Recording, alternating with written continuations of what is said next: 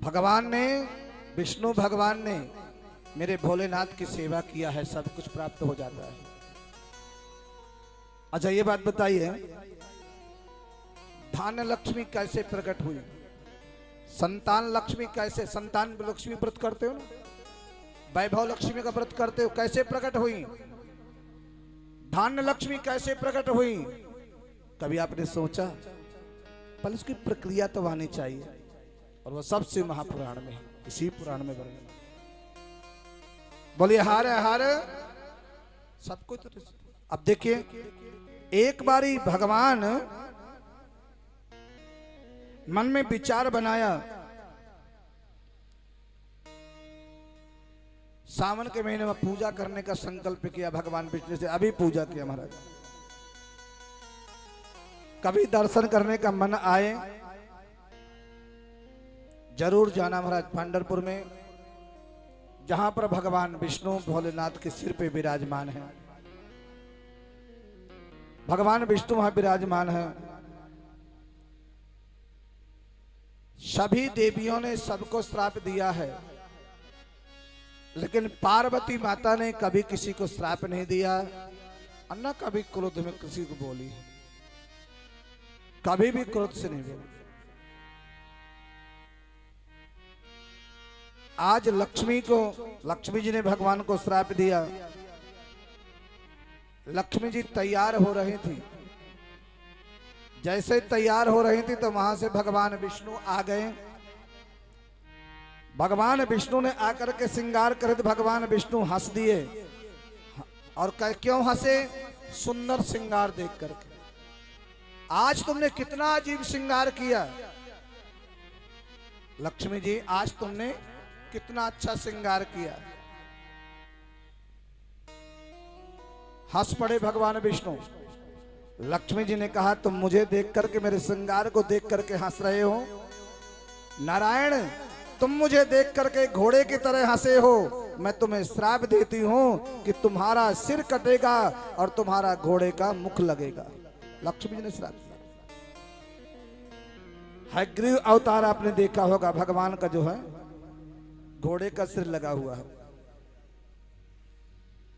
सभी देवियों ने, लेकिन माता पार्वती ने कभी किसी को श्राप नहीं दिया, कभी भी किसी को श्राप नहीं। जगदम्बा परम्बा जो है, और उनको जो शिवलिंग के स्थापित किया, भगवान शिव की पूजा किया। देव ऋषि नारद ने भगवान की पूजा कर रहे हैं। आज शिव महापुराण में एक बहुत सुंदर अद्भुत कथा आ रही है, बहुत सुंदर कथा आ रही है। एक बारी कौरव और पांडव का जो कुरुक्षेत्र में युद्ध चल रहा था, अद्भुत कथा है महाराज, बड़ी सुंदर कथा है। जब युद्ध चल रहा था तो आप जानते हैं कि कौरव 100 भाई हैं और पांडव 5 भाई हैं। आज एक बात का निर्णय हुआ कि कल देवी को बलि चढ़ेगी, चंडी को बलि चढ़ेगी। चंडी को बलि देना है, एक बलि कौरवों की तरफ से और एक बलि पांडवों की तरफ से। अब देखिए महाराज, भगवान ने शिविर पे बैठे हैं मेरे कन्हैया, और सबसे कहा, बताइए कल बलि कौन चढ़ेगा, किसकी मृत्यु होगी कल? अर्जुन बोले, मेरी बलि चढ़ा दो। भीम बोले, मेरी बलि चढ़ा दो। नकुल सहदेव बोले, मेरी। युधिष्ठिर बोले, भैया मेरी चढ़ा दो। कौरवों ने सोचा, हम 100 हैं, एक मर जाएगा तो 99 बचेंगे, लेकिन कौरवों में से एक मर जाएगा तो 4 ही बचेंगे। भगवान को नींद नहीं आई। पांडव कह रहे, मेरी बलि चढ़ा दो। इस कथा से आपको यह मिलेगा कि भगवान ने किन्नर रूप लिया था। ये कथा वहीं पहुंचेगी। किन्नर कितना भाग्यशाली होता है, कथा बताएगी आपको। किन्नर कौन है, किन्नर का कर्तव्य क्या है, ये कथा बताएगी। जरा ध्यान से सुनिए। भगवान शिविर में बैठे हैं, सन्नाटा छाया हुआ है। और भगवान ने कहा किसकी बलि? बोले मेरी बलि। वो बोले मेरी बलि? नकुल क्या है, सहदेव क्या है, सब बलि के लिए तैयार। भगवान बोले भैया किसी की बलि नहीं चढ़ेगी, किसी की जो है बलि नहीं चढ़ेगी।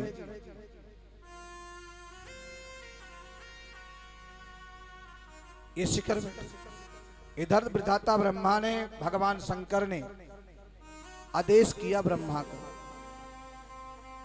तुम्हें सृष्टि का संचाल करना है, सृष्टि करो। महाराज कैसे सृष्टि करें? भगवान ने कहा आधे नर और आधे पुरुष।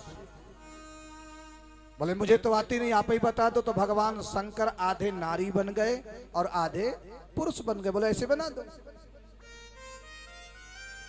बना दिया भगवान। इतना कहकर के विष्णु भी चले गए, शंकर भी चले गए और ब्रह्मा ने सृष्टि बनाना प्रारंभ किया। सृष्टि बन गई। बहुत दिन के बाद जब आए भगवान शंकर और भगवान विष्णु घूमने के लिए, देखा तो कहीं कोई यहां ताली बजा रहा है, कोई वहां ताली बजा रहा है, कोई रोड पे ताली बजा रहा है, कोई गाड़ी पे ताली बजा रहा है। चारों तरफ किन्नर ही किन्नर। और किन्नरों को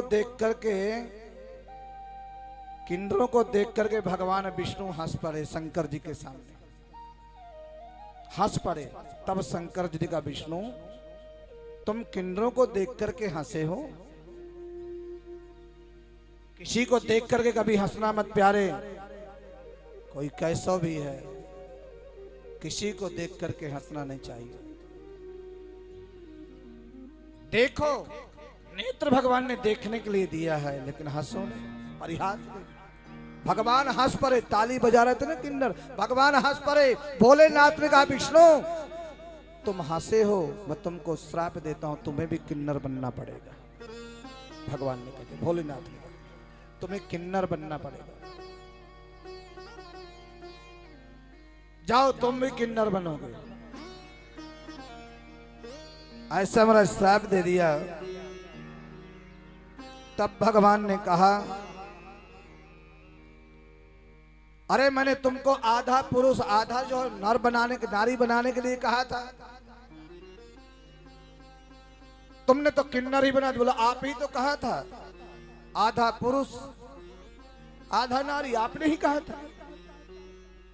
भगवान ने कहा ऐसा नहीं, उतने नारी और उतने पुरुष, मैंने ये कहा था, मैंने किन्नर के लिए थोड़ी कहा था, मैंने ये निवेदन किया था। तब भगवान ने समझाया कि भैया जितने पुरुष उतनी इस नारी, आदेश किया। और विधाता ब्रह्मा ने जो है सृष्टि के लिए उन्होंने प्रारंभ किया, सृष्टि बना दी सब जगह। जरा ध्यान देना, याद रखना कथा को। भगवान किन्नर कब बने, आपको इसलिए समझा के चल रहा हूं कि बोलना नहीं, ऐसा मत करना। जो देवी जो भाई कथा सुन के जाता है ना, शिव महापुराण की कथा सुन के, जहां से निकल जाओगे, जिस घर में पहुंच जाओगे, वहां के पितृ क्या प्रेत क्या जो भी कोई अधोगति में मरा होगा, अकाल मृत्यु मरा होगा, तुम्हारी परछाई मात्र से, कीटाणु मात्र से उसकी मुक्ति हो जाती है। शिव महापुराण का उसकी मुक्ति हो जाती है। इसलिए निवेदन करता हूं ध्यान से सुनना, ऐसे मत सुनना कि घर में जाओगे, मम्मी क्या लेके आई हो? प्रसाद लेके आई। प्रसाद लेके? और क्या लाई हो? लेके जाना था कथा और बता रहे हो प्रसाद। क्योंकि प्रसाद के समय बड़ी जल्दी होती है सभी। कई कई देवियों का ऐसे एक हाथ फैलाया, प्रसाद मिल गया, दूसरा ये भी फैला दिया, प्रसाद इसमें भी दे दो। हाँ कई कई देखा है। यहाँ के लिए को नहीं कह रहा हूँ, बाहर बेटी के लिए दे दो, बेटा के लिए दूसरा हाथ फैला दो। अब पता क्या होता है, आगे वाला कुत्ता ले जाता है, वो पीछे वाला कुत्ता ले जाता है, आगे प्रसाद खत्म हो जाता है। ये हाथ लिया, पीछे किया, दूसरा हाथ कर दिया तो पीछे वाला कुत्ता ले गया और आगे वाला प्रसाद खत्म हो गया, दोनों चले गए महाराज, कुछ नहीं। एक बारी भाव और श्रद्धा से लेना चाहिए। एक बेल पत्र मिल जाए प्रसाद का महाराज, या एक कुछ भी कण मिल जाए प्रसाद का, बहुत है। संतोषम परमम सुखम, संतोष ही जीवन में होना चाहिए। इसलिए किसी की चिंता मत करो, स्वयं की चिंता करो। जो होगा भोलेनाथ ने पहले लिख रखा है प्यारे, और जो नहीं होना उसे कोई करने वाला नहीं।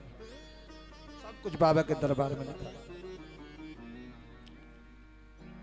आज सभी पांडव मन में सोच रहे हैं बलि किसकी चढ़ेगी। भगवान बोले किसी की बलि नहीं चढ़ेगी।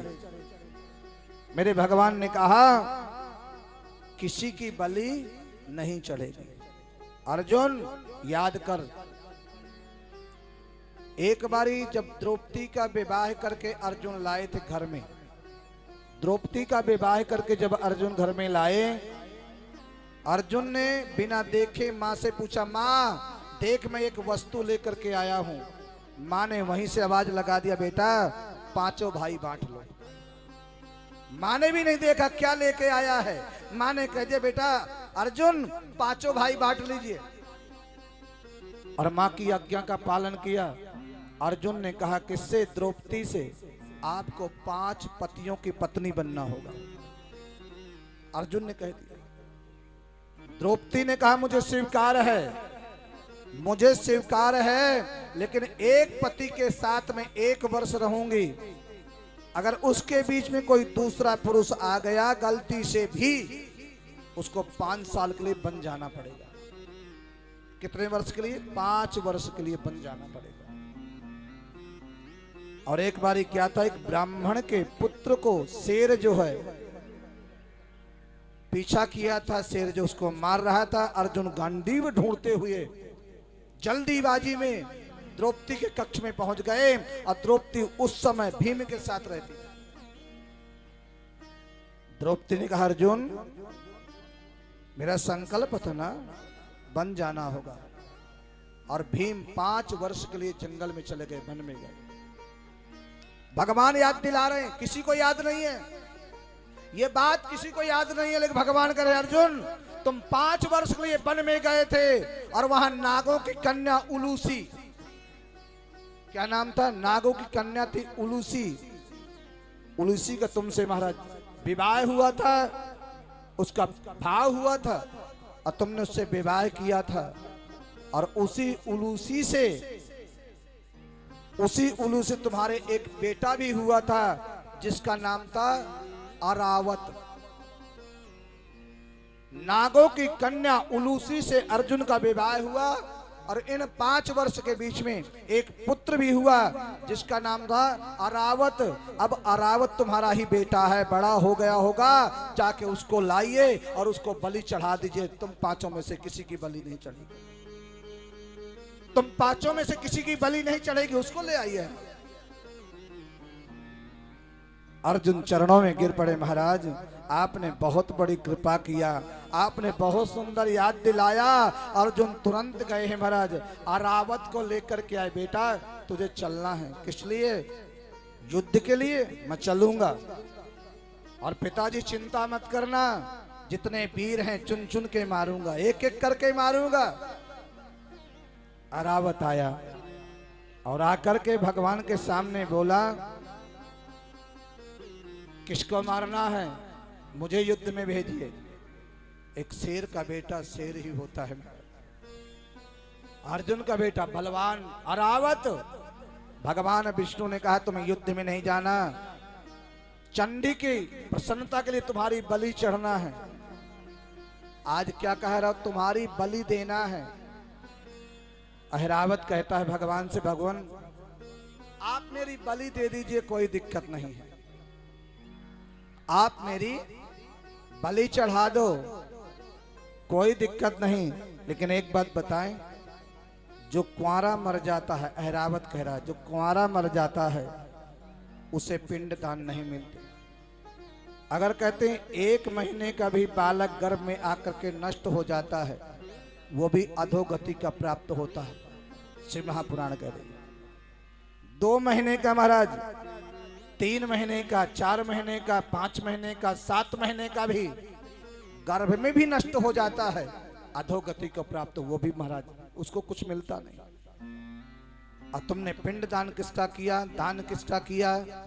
जो आपका जन्म लेकर के गया है, 2 साल का, 5 साल का, एक, इसके बाद यहां कहते हैं गर्भ में जो जीव आया है, ऐरावत कर रहा है, गर्भ में 2 महीने का, 4 महीने का, 6 महीने का, कोई यदि गर्भ में आकर के जन्म लेकर के पानी में डूब करके फांसी खा करके कुंवारा यदि मर जाता है, न तो उसके कनागत उसको प्राप्त होता, न उसे पिंडदान उसका किया जाता, न उसकी कपाल क्रिया होती, न उसकी नारायण बलि होती, कुंवारे व्यक्ति की न तो 13वीं होती, न अग्नि दी जाती। महाराज ऐरावत कह रहा है मेरी बलि चढ़ा दो, लेकिन मैं भी कुंवारा हूं, मेरा विवाह नहीं हुआ, आपसे एक निवेदन करता हूं भगवान, मेरा विवाह करा दो और फिर मेरी बलि चढ़ा दो।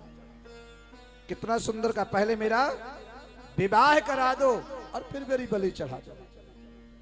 भगवान ने कहा अंतिम समय पे प्रश्न करने वाले व्यक्ति की मनोकामना पूरी करना चाहिए।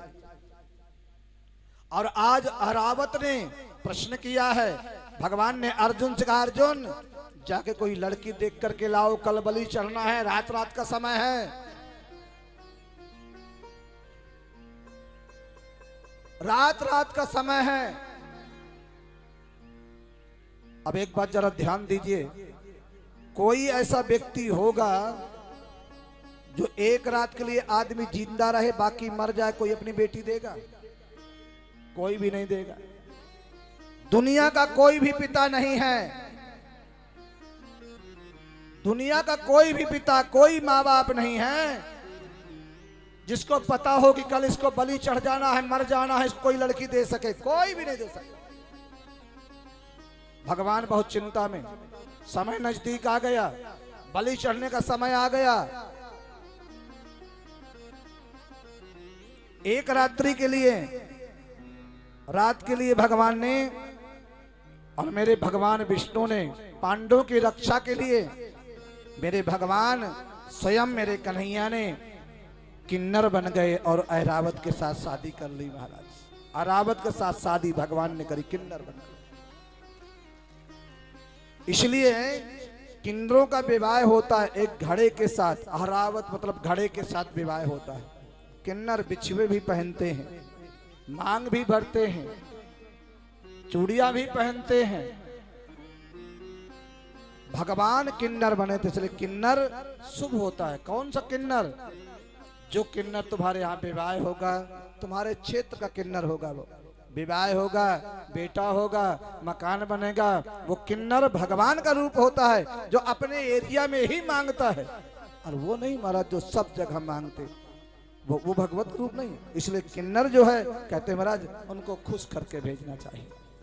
मेरे भगवान किन्नर बने थे, इसलिए किन्नरों का पता नहीं चलता विवाह कब हुआ और मृत्यु कब हुई, गुप्त ही होता, क्योंकि अगले दिन उनका पति खत्म हो गया। ऐरावत किन्नर बन के भगवान ने विवाह किया और सुबह ऐरावत की जो बलि चढ़ा दी गई, खत्म हो गया। तब भगवान ने कहा इनका जो जन्म भी होगा, कभी आपने किसी पुराण में कथा नहीं सुनी होगी, अद्भुत है शिव महापुराण, बहुत अद्भुत। इसलिए भगवान ने जब महाराज एक बारी भगवान कृष्ण किन्नर बन करके आकर के एक बार भगवान भी दुखी हुए। नौटंकी करने में मेरे कन्हैया बहुत माहिर हैं।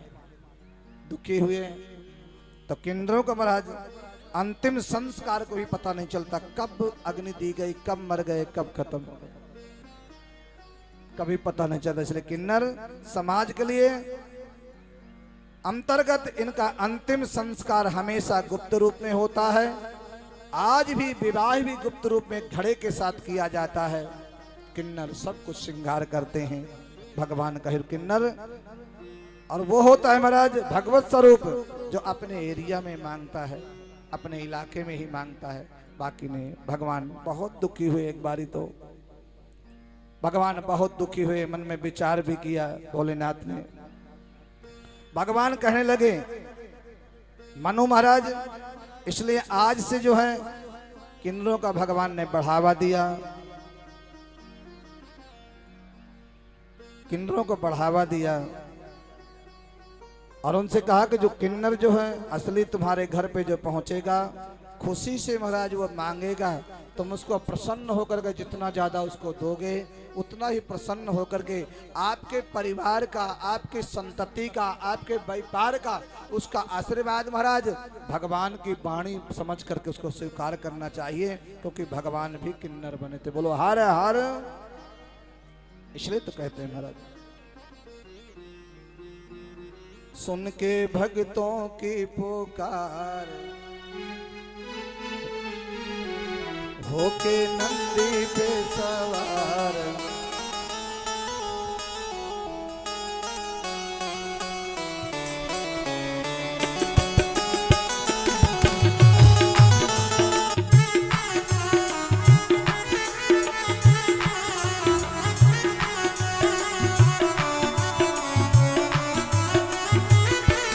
सुन के भक्तों की पुकार होके नंदी पे सवार, काशी नगरी से आए मेरे भोलेनाथ। होके नंदी पे सवार, सुन के भक्तों की पुकार, होके नंदी पे सवार, काशी नगरी से आए मेरे भोलेनाथ। सुन के भक्तों की पुकार होके नंदी पे सवार, काशी नगरी से आए मेरे भोलेनाथ।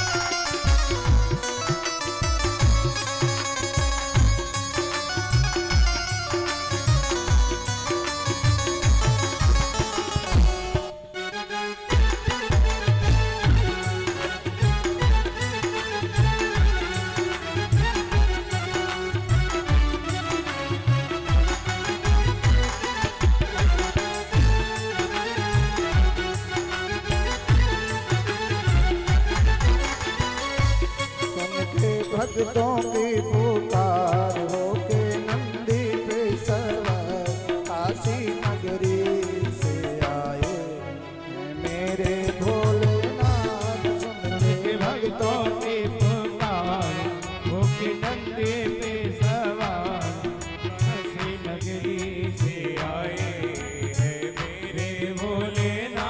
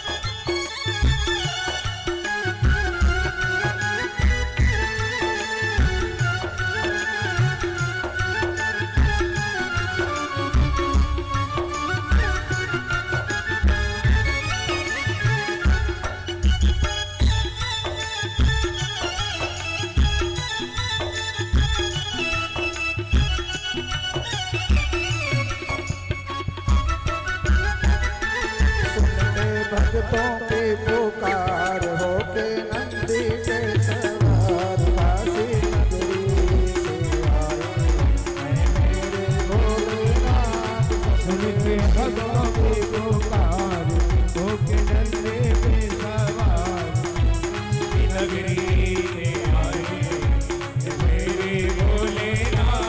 काशी नगरी से आए मेरे भोलेनाथ। काशी नगरी से आए मेरे भोलेनाथ सुन के भक्तों की पुकार होके सवार काशी नगरी से आए मेरे भोलेनाथ। पुकार होके नगरी पे सवार काशी नगरी से आए मेरे भोलेनाथ।